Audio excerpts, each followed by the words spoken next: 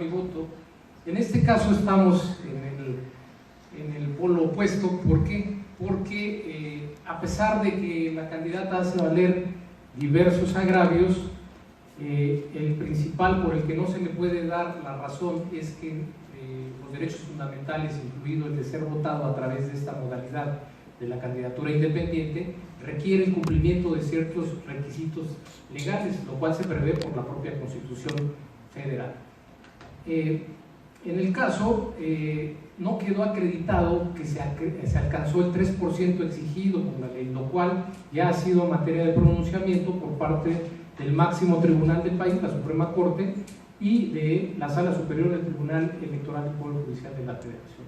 En esa medida, aquí, a diferencia del asunto con el que se dio cuenta anteriormente, no se puede maximizar el derecho de la actora. ¿Por qué? Porque aquí nos quedamos en la primera parte, que es acreditar el 3%. Ya no pasamos al segundo requisito, que sería el 2% de los municipios que corresponden al distrito. En esa medida sí hay una maximización, porque no solamente habría una maximización si no atendiéramos la arbitrariedad de la ley, sino que además atenderíamos a lo que dicen los instrumentos internacionales.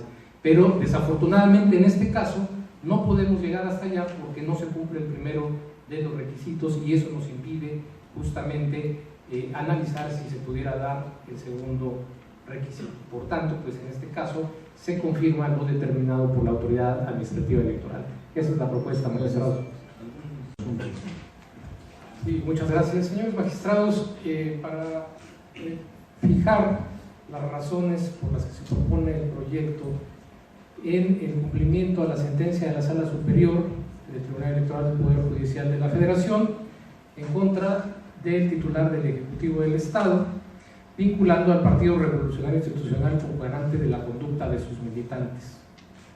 En este asunto, lo que se analiza en el proyecto, por orden también del máximo órgano jurisdiccional en materia electoral, es el tema de el conjunto de notas periodísticas en portales electrónicos, diversos videos de YouTube y mensajes publicados en la red social Twitter, pues se aduce que con ellos se interviene de forma indebida en el proceso electoral en curso, y que ello pone en riesgo los principios de equidad e imparcialidad.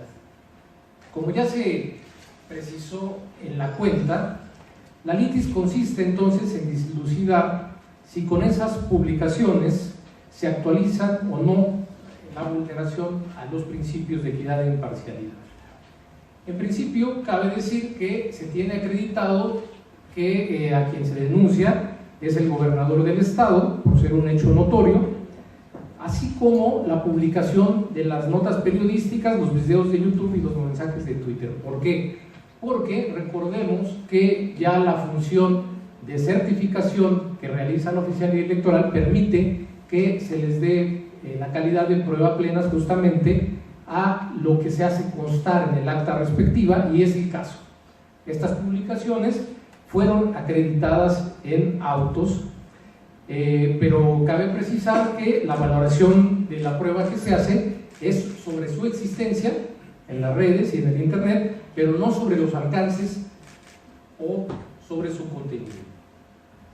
De esta forma, en el proyecto se establece, a partir de un estudio de la libertad de expresión en plataformas de internet y redes sociales, así como de sus límites legales, cómo se puede constatar si se respeta o se violenta este derecho de libertad de expresión, y cómo se tutela frente a los principios de imparcialidad y de equidad. En el caso de un análisis exhaustivo de esos elementos de prueba mencionados, se concluye que no se actualiza la infracción a los preceptos constitucionales, porque, como se detalla, si bien se hace referencia a actividades desarrolladas por el gobernador del estado, se trata de eventos privados, donde no se realiza alguna manifestación pública. Recordemos que la infracción requiere justamente que la aducida intervención o injerencia en el proceso electoral quede plenamente demostrada y, por ejemplo, donde se llame expresamente al voto o se fije una posición frente a una fuerza política contraria. Los mensajes de la red social Twitter en su mayoría corresponden a información relacionada con actividades propias del gobernador del estado. Esto significa que los gobernantes tienen la posibilidad de difundir cuál es la actividad gubernamental que tiene en cumplimiento de las atribuciones y responsabilidades que le establece el propio texto constitucional, tanto federal como del ámbito local. Y en esa medida también las redes sociales son una herramienta para la rendición de cuentas. Ahora bien, también donde se hace alusión en los mensajes de Twitter al Partido Revolucionario Institucional del cual emanó el actual gobernador, por sí solos no constituyen una influencia en el actual proceso comicial, al no contener otra vez un posicionamiento específico o algún llamado a votar a favor de candidato o partido político determinado. También en el proyecto se hace justamente el cumplimiento de la resolución de la Sala Superior en específico sobre el acta de diligencia de inspección ordenada, donde a decir justamente de lo que se deriva de del contenido del acta, se establece una vinculación entre la cuenta personal de Twitter del gobernador del estado con la página oficial del gobierno. Sin embargo, esta vinculación significa que queda acreditado que el Twitter del gobernador está alojado en la página del gobierno del estado. No obstante, esa sola conexión se estima que no implica un uso indebido de recursos públicos, porque la página oficial, si bien es administrada con esos recursos públicos, justamente se hace o se paga el dominio para cumplir también con las obligaciones en materia de transparencia y para la difusión propia de la actividad gubernamental. En esa medida, señores magistrados, en el proyecto se concluye que al quedar evidenciado que los mensajes de la cuenta personal de Twitter del gobernador del estado, conforme a su contenido, no representan ninguna vulneración a los principios de equidad e imparcialidad, ni tampoco el manejo indebido de fondos públicos por su vinculación con el portal oficial del gobierno del estado. Es decir, por una parte, sí se acredita que está alojado el Twitter del gobernador en la página oficial del estado, pero ese solo hecho no demuestra el uso indebido de recursos públicos. Por tanto, y para no abusar de su tiempo, señores magistrados, en el proyecto se propone que a partir de la valoración conjunta de todas estas pruebas y de los elementos que se ordenan en la propia resolución de cumplimiento de la Sala Superior, pues no se acredita justamente las conductas denunciadas y en esa medida se propone declarar su inexistencia. Es cuanto sobre ese tema. Sí, muchas gracias, señores magistrados. Pues estamos una vez más ante un caso de un candidato independiente que le niegan el registro porque la autoridad administrativa electoral sostiene que no alcanza los porcentajes requeridos por la ley para poder ser registrada como candidata independiente. En el caso se proponen declarar fundados los agravios sustancialmente por dos razones. Porque la autoridad administrativa electoral no contabilizó las observaciones que le hizo justamente a la actora, no obstante que las solventó en tiempo y forma. Y en segundo lugar, porque falta claridad y certeza en la distribución de las firmas de apoyo duplicadas entre los aspirantes que finalmente lograron o están logrando ser registrados como candidatos independientes.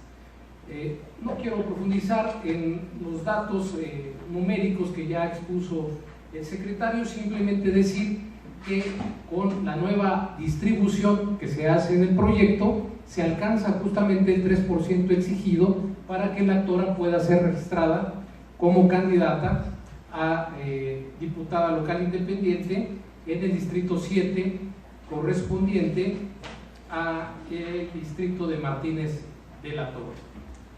Ahora bien, finalmente no puedo pasar por alto que respecto del 2% que debe acreditarse en cada municipio de los que integran el distrito, en este caso también se está invocando la Comisión de Venecia en lo que señala las buenas prácticas en materia electoral, puesto que se acredita que en uno de los municipios no se alcanza ese 2%, pero se establece que hay una propuesta seria por parte de la candidata o del aspirante a ser registrada como candidata independiente, y en ese sentido pues se propone tener por colmado también este requisito.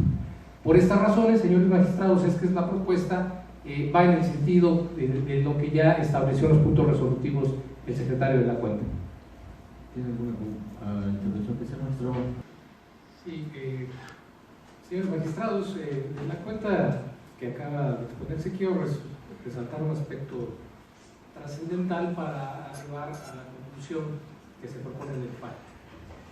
En primer lugar, se advierte de autos que el actor no fue diligente en obtener una respuesta por parte de la autoridad partidista respecto de su solicitud de licencia, mucho menos emprendió algún tipo de acción respecto al reconocimiento formal de su sucesora en el cargo de presidente del Comité Municipal de Mariano Escobedo, Veracruz, o referente a su inclusión en el listado de nombres de dirigentes legitimados para suscribir los apoyos. Esto es, el actor se duele porque le desconocen uno de los apoyos que presentó, uno de 3 apoyos. Sin embargo, en el proyecto se señala que el actor tenía que actuar diligentemente justamente para asegurarse que ese apoyo que había recabado fuera válido. La importancia de tal conducta pasiva radica en que al haberse emitido la convocatoria adquirió conocimiento sobre los requisitos que inexcusablemente debía cumplir. No obstante, omitió realizar las acciones tendentes a obtener respuesta a su solicitud de licencia, e incluso pudo impugnar oportunamente esa omisión o demostrar que quien él señala que fungió como presidenta interina tenía todo el reconocimiento por parte del partido.